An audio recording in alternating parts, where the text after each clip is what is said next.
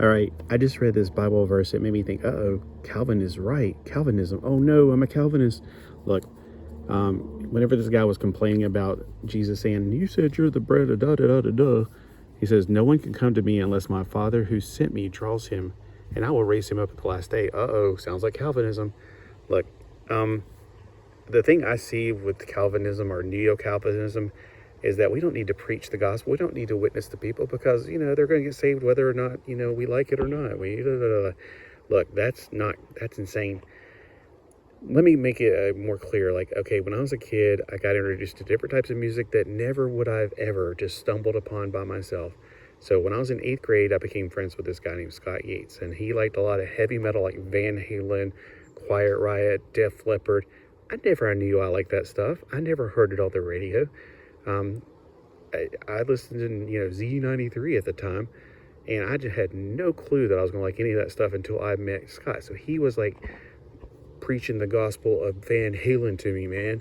And he got me turned on to that stuff. And I was like, man, this is the kind of rock and roll I like. I mean, before that, I was listening to like, Thompson Twins and Michael Jackson and Boy George and stuff like that. Pop music that you see all the time, you hear all the time. But my mom doesn't listen to heavy metal. My dad doesn't listen to heavy metal, So unless we tell people about Jesus Christ, they're not going to know. It's not like, well, God's going to call them to himself. We just got to just do nothing. That's exactly the wrong stance to take. So I don't know much about Calvinism, but if you believe that people are going to get saved no matter what we say, I can't agree with that. I believe there has to be a preacher. How will they know unless someone teaches or preaches to them? So if you're out there and you're thinking, oh, we don't have to, preach the gospel or witness to people, I'm going to have to disagree with you there. So let me know, if you're a neo-Calvinist or a Calvinist, do you really believe that people don't need the preaching of the gospel in order to get saved? That maybe I'm misunderstanding it because I've really never studied it. I've just met a few Calvinists over the years, and they're like, oh, don't worry about it, man. It's like, yeah, okay, I'm going to go out and witness it anyway.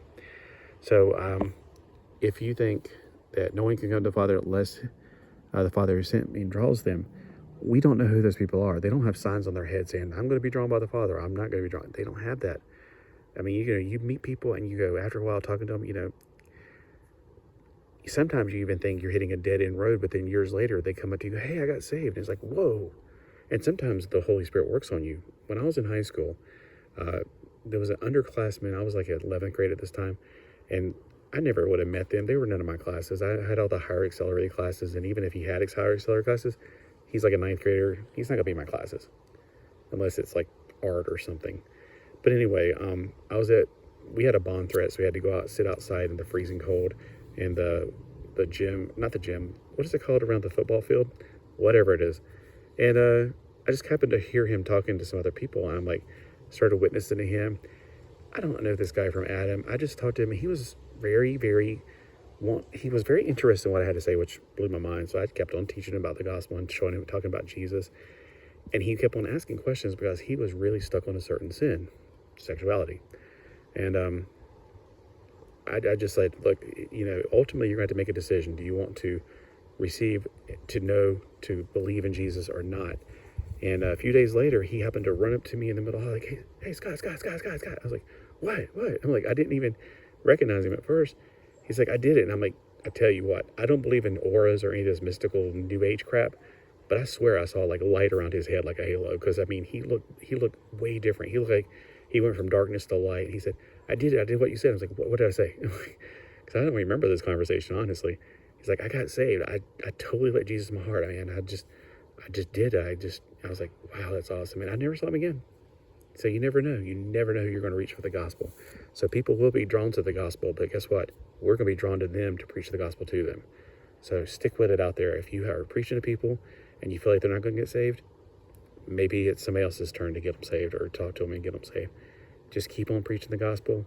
Keep on preaching the gospel.